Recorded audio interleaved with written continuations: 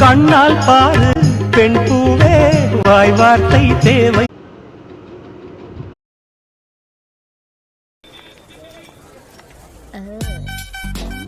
பாருடி அண்ணா 2 டீ.